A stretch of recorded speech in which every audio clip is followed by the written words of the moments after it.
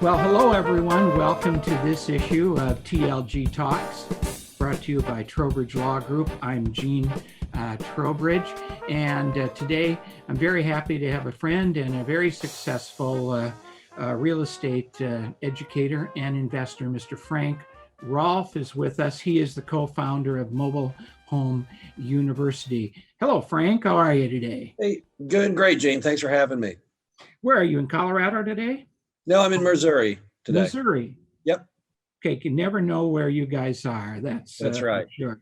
Well, thanks for being a part of our series of Trowbridge Talks, where I've been interviewing a lot of syndicators, a lot of real estate professionals who aren't syndicators, some educators, and I even had to interview a family law attorney because I'm getting all sorts of questions from people who are looking at their operating agreement and are wondering what happens when someone dies. Right. And it's not the sponsor's responsibility. It's the survivor needs to go to whoever drafted the will and figure out, it's community property, it's joint tenants with right of survivorship. It's all very complicated, but it's not my client's responsibility to tell the investor what happens. It's someone else's. Gotcha. So mobile homes, boy, I'll tell you, the interest in the mobile home business from my standpoint is growing by leaps and bounds. How did you get into the mobile home business? Well, Gene, like most people, I got into it accidentally. I had built a billboard company, got straight out of college, did that for 14 years. And I had built 2 billboards on a mobile home park called Glen Haven on Interstate 35 south of Dallas. And as part of, having a 30-year ground lease on the mobile home park, the guy thought that I was in some way connected to him and he could call me and ask me to do errands for him occasionally. And the number one errand he would call me on is, could I go over to the manager's house and ask him why he won't answer the phone? It was almost always that same one. So I'd go to the park when I was going down Interstate 35. I'd go to the guy's decrepit old beat up mobile home. I'd knock on the door. Of course, I was horrified. I'd never been in a mobile home park prior to building those 2 billboards. And I didn't really like knocking on some stranger's door in a trailer park. But I'd go in and knock on the door and then I'd step back so I could run away when he opened it. And he'd always open it wearing his underwear. And he'd scream at me, "What do you want?" And I'd say, "Ron called me and asked me to ask you why you won't answer the phone." And he'd say, "God damn it," or something, and he'd slam the door. But then I guess he would call Ron, and that was considered a success story. And then he'd call me again to do it later. So that was as much as I knew about the mobile home park business. But then when I sold the billboard business to a public company, I needed to find something new to work on, a new adventure, a new career. So I started calling all my landowners because I had 300 different billboards I'd built. So I thought, I know 300 people with 300 other industries. I'll see what's going on with their industry. So kind of like a Trowbridge Talks event. I was calling up people saying, "So how does your business work?" And when I called that guy up to say, "Just curious, other than the guy in the underwear, how does this all work?" He pitches me in that very first call. "Why don't you find out yourself? I'll sell you the mobile home park. Just give me 400 grand, give me 10,000 down. I'll carry 390 for 30 years. Just pitched to me right there in the dot. And I thought, wait a minute now, what is wrong with this thing? So I said to him, that sounds mighty aggressive since I'm just like calling you up. So how much money are you losing? Because I know you wouldn't pitch me like this if you were making money. He goes, "I'm losing $2,000 a month." And I said, "Okay, interesting." And he's got a bad manager. Exactly correct. Exactly correct, Gene. So what happened was Mr. Underwear wasn't collecting any money, wasn't doing anything right. And then what really tipped the scales to insanity was he did a jumbo cable deal where he was paying $2,000 a month for cable, even on the vacant lots, and no one was even using the cable. They were all using Dish and Direct TV. So I turned the cable off. That saved $2,000 and fired the manager. And next thing you knew, the thing was profitable. And I thought, this is a strange industry, this trailer park business, because you have people who have no idea what the heck they're doing. The prices seem super cheap. And then the other 2 things that attracted me, one was the idea of seller financing. I'd never seen it before. In the billboard business, it's all bank. No one carries paper. I didn't even know that people carry paper. That was a new adventure to me. But then the real powerful part was that being in the billboard business, I was a master of zoning because billboards are federally regulated. You can only put them in certain zonings and certain spacings. So you study zoning maps constantly, looking for anomalies of zoning, maybe that little tiny bit of commercial zoned land in front of the big, neighborhood and stuff. And I noticed I never saw MH zoning in Dallas. Dallas is a pretty big place. I don't think I ever saw more than 7 tracts with MH zoning. So I knew from my great economics major at Stanford that was supply and demand, if I could get something where there was almost no zoning in the entire city of Dallas, with at that time 4 million people in the metro, that it must have value. So I said, I'll take it, Ron. And we papered the transaction, and I overnight became the owner of Glenhaven. That's how I got into it, Gene. It was completely that random. Amazing, amazing. And so you've been in it how many years? I've been doing this now for about 25 years. Okay. What got you into the mobile home university? Why did you decide to do that? Because I imagine you've got calls to make to managers. Yeah, what happened where MHU came from, Gene, was I was giving nobody cared about the industry at all back in the 90s. Nobody did. It had no following whatsoever. And the few people who were involved in it would have these random events.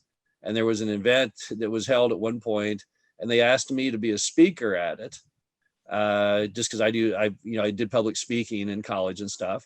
And then another speaker at it was Dave Reynolds, because he owned Mobile Home Park Store, and he also owned parks. So when I was at that event, Dave and I had lunch at a Subway sandwich shop, just making conversation prior to speaking. Dave said, "Didn't you used to be in the billboard business?" I said, "Yeah, that's correct. I was in the billboard business." He said, "Well, I own a website called outdoorbillboard.com. and I have nothing on the website. What would you think about writing a tiny book on the billboard business?" And I said, "Sure, why not? That sounds like a fun hobby." So I wrote that little book, put it on Dave's website. People occasionally bought it. And then Dave was like, "What do you think about writing a book on mobile home parks?" I said, "Sure." So I kind of became an amateur author and speaker. But basically, from Mobile Home University, it was kind of like the movie Omega Man, where he's out on the radio every night to see, is there anyone alive in the world, right? If you ever seen the movie with Charlton Heston, and he broadcast nightly to see if any other humans survived the apocalypse. We were basically seeing if anyone cared about mobile home parks. And in the early years, no one did. But then over time, people started liking it, and we just kept producing more products kind of organically based on what people asked for. So that's the strange story of it. It's always been a hobby, nothing more, not our day job, but we've had a huge amount of fun with it. And it allows us to connect with other park owners and feel like we're not some kind of Omega Man Martians that nobody cares about. Well, I've been to many of your events as you've let me come in and be a speaker about the legal aspects of Sure. pooling money. And you have rabid followers. There's no question about that. I appreciate that, G, but I remember back when I had no followers. So I remember the early days. And a lot of people are trying to just buy the first park. They're not, I'm in the syndication business, but there's a lot of people in those rooms listening to you talk, and some of the outside speakers who come in, and they just want to buy their own park. And what I find is, when I was a syndicator, Frank, I was in storage, and I had storage properties that had billboard signs on the freeways up and down basically Southern California. And when I was doing that, the storage business was starting to consolidate. There were a lot of storage facilities that were out there that were cement block with a chain link barbed wire fence around it, and only open certain hours and stuck on some farmer's land. And all of a sudden, public storage came around, and we saw how if you put concrete tilt up and you put a fence around it, but you put a computer so that people could get in it and put a manager in there, it became a real business. It wasn't a land holding concept. It was a real business. And the self-service storage industry started together and it consolidated. Now, I'm saying that now as I have a lot of clients, my clients who are doing syndication of mobile home parks, and typically they've left the multifamily business and gone into the mobile home park business because it's low income housing, affordable housing, whatever you want to call it. And they're very attracted to that. And I think there are a lot of buyers out there for these mom and pop parks that are out there. And they're not building many new parks, are they? No, they're not. In fact, the number of parks shrinks annually by about 100. Yeah, so it's consolidating too. And the guys that I work with are they're not buying one park. They buy one or two, and all of a sudden they head off for a blind pool to see how many they could buy. So the industry is really changing. How do you think the industry might change in the next 2 or 3 years, Frank? Well, Gene, you're completely correct about consolidation. The only thing is, and I was in the billboard business when I sold out, that was what the billboard business was doing, right? So you had a company go public called Universal Outdoor, and they went on a wild buying spree, and that spurred a bunch of other private equity groups to also go on wild buying sprees. So when I got the call to sell out to Universal, I had 60 competitors in Dallas Fort Worth. I looked back at it 2 years later, they were down to 10. So 80% of all billboard operators have been gobbled up through consolidation in just a 24-month period. This industry is a little more difficult because in the billboard business, the product was pretty much the same. We all built the same size sign. You could take the product and adapt it easily to OSHA requirements and all this other stuff. And we were all professional. We all had professional computerized books. We all had our permits were all perfectly up to date because the state mandated it. You know, this industry is a little different because it's all these moms and pops, many of which do not have any books and records, many of which kind of invented their own property as they went. And so you've got kind of two strata. You've got the stuff that's easy to assimilate, and then you have the stuff that's not quite so easy. So the easy to assimilate stuff, much of that has already been bought up, but it's only a small portion of the pie. So there's about 44,000 parks in the US. If you take the top 100 owners, number one being Sam Zell's ELS, we're number 5. Number 100 is Abraham Anderson. He's got about 750 lots. If you add all of the top 100 parks together, you end up with less than 4,000. So of the 44,000, so far, only 4,000 of that have been assimilated. Now, part of the reason you're seeing that, Gene, is that all of your public companies, which are ELS, UMH, and Sun Communities, they all deal in what's called lifestyle choice, which is the high end of the industry. It's those mostly retirement, if not exclusively retirement, mobile home parks on California, oceanfront, right. Florida, that part of the world. And when Zell got in the business, and he got in at the same time Dave and I did in the mid-90s, he focused on that because he knew that would be the easy to assimilate, because those owners had computerized records, properties were all in good shape. So that was the meat and potatoes to assimilate. But what people have not tapped into yet is what's called the family or the affordable part of the business. And if you want my own prediction to spur a true consolidation of the all age affordable side, you'll need to have someone go public. And I think that group between you and I will be Yes Communities. They're 4th largest. They're owned by the country of Singapore.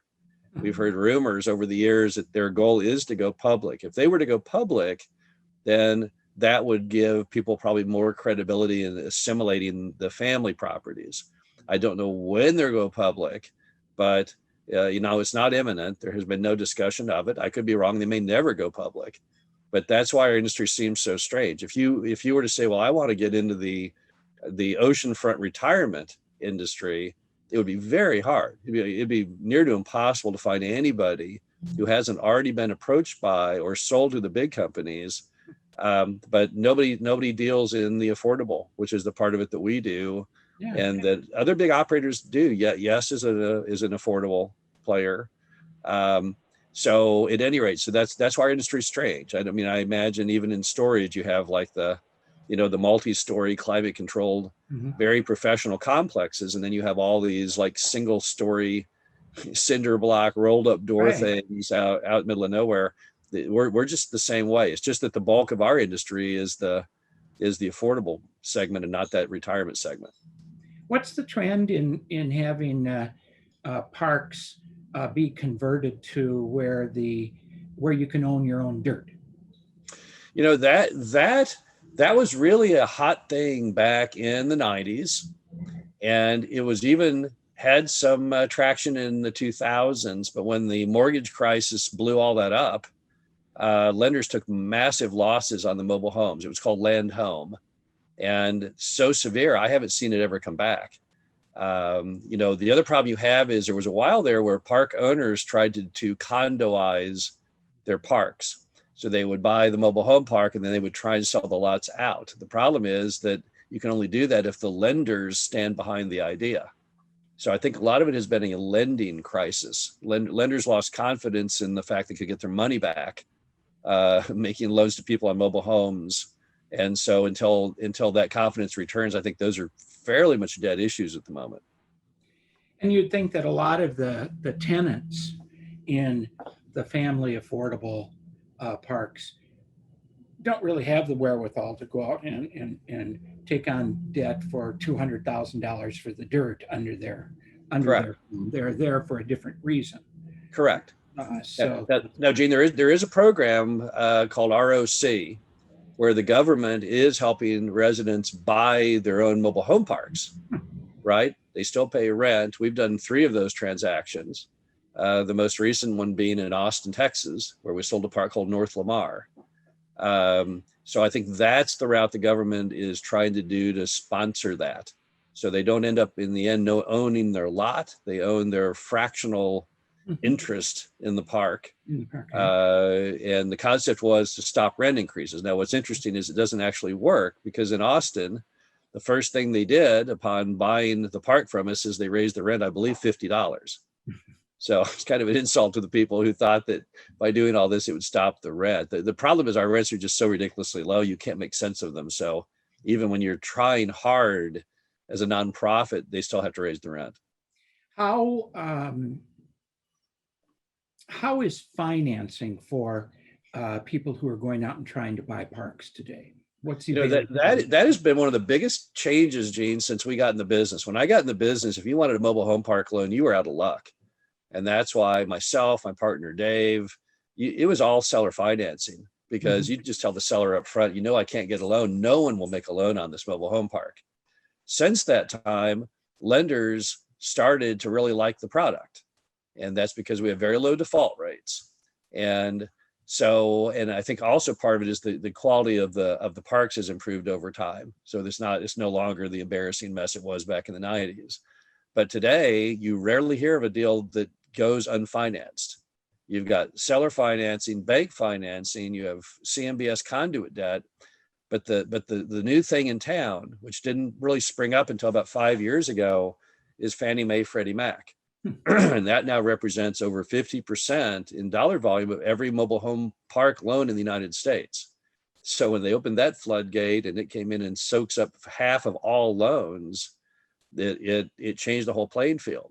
So today, as a park owner, you feel like you got something that's really in demand, because if you go to the lending community, you'll get all kinds of offers. So that's been a huge change from when I got into it. So you talk about all that stuff at your events. When is the next event of the Mobile Home University? Our next event, Gene, is in February. It's February 19th through 21st. So it's virtual, because with COVID, we just can't all get together face to face in America right now. But yet it's live. So it's a virtual event that's fully live, Q&A throughout. And if we went to, if someone was interested and they went to the Mobile Home University website, they'd find out how to sign up. And absolutely, yeah. You just search the top of it where it says books and courses, and you'd find it. Okay, that's terrific. I think I can get this played. We play our TLG Talks events on Thursday at noon. I think I can get this one out there so that the public can hear about that. That would be very good. And with your support, I do a one-day event for people at the Mobile Home University who want to learn about putting together groups of investors to buy. Which is great, because I get calls on that all the time. Oh, yeah, we Yeah. just, with Brandon's help, we Hmm. just did one earlier this week, I think it was, or it was last Friday.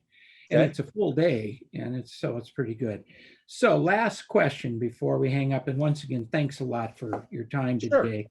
What advice would you have for a rookie who wants to get into the business of ownership of mobile home parks? Okay. Well, if you were trying to get in the business, the first thing you have to do is you have to not be distracted by outside sources. Because when I went to buy Glenhaven, I heard nothing but negativity from everyone that mobile home parks are a stupid idea and no one should buy one. And it was endless. I had to listen just to myself. So the first thing you have to acknowledge is that you're the sole decision maker. You kind of control your destiny. So you need to make sure that you since it's your destiny, that you pull the trigger or don't pull the trigger on it. You also want to look at a huge number of properties. There's a correlation between volume of deals you look at and how successful you are. So you want to cast a wide net. I would look at stuff not only on mobile home park store and LoopNet. I would also talk to each and every broker. You can find the list of all the industry brokers, of which there's more than 100. If you go to mobile home park store and go to the resource tab and go to the broker tab, the full list is there. And then I would augment that with cold calls and direct mail. I would also watch on the forum section of MHU.com. People will post deals that they want to assign. There are good deals there to be had. We've used those before, but you want to cast a gigantic net. And then from that gigantic net, you need to know what you're doing as far as putting them in two stacks. Might be a deal, not a deal at all. So that's your sorter. So if you think of it like an assembly line, Gene, you have this giant funnel of raw material. You sort that into two stacks, a maybe and a not a chance at all. And then on all the maybes, you just make endless offers. And if you make enough offers, you're going to hit that one, which is just going to change your life. And I've got a million stories of people who followed that exact advice and it totally changed their life. I've got an executive in San Antonio, for example, a large, well-known company who now makes more off his mobile home park than he makes being the executive with the large, well-known company. And that has now spurred him to think of early retirement because he doesn't really enjoy the company anymore. Sure. And so, but it only takes one park to do big things for people. So this is not like flipping houses where you need an endless variety of homes to pay the bills. One good park, properly managed, can be a game changer. But it all you have to go through the basic blocking and tackling. If you say, I want to own a mobile home park, you can't go out and run out in your yard and start shooting a shotgun in the air hoping you're going to hit a duck or something. You've got to have a strategy to it. But I don't know anyone who has not applied the strategy and the volume who has failed at it. I mean, it's the opportunity is there if you just do the work. Okay, that's great advice, and I've heard that from you and been in the audience when you said that to other people. That's really terrific. Well, Frank, thank you very much for taking time out of your busy schedule to be part of our program. And when we broadcast this, we'll let you know so you can send it to your social media, and then it'll be on our YouTube channel, which is Trowbridge Law. And we'll do that, and I will see you around. Okay. Great. Thanks, Thank you Gene. very much, Frank. Thank you, Gene.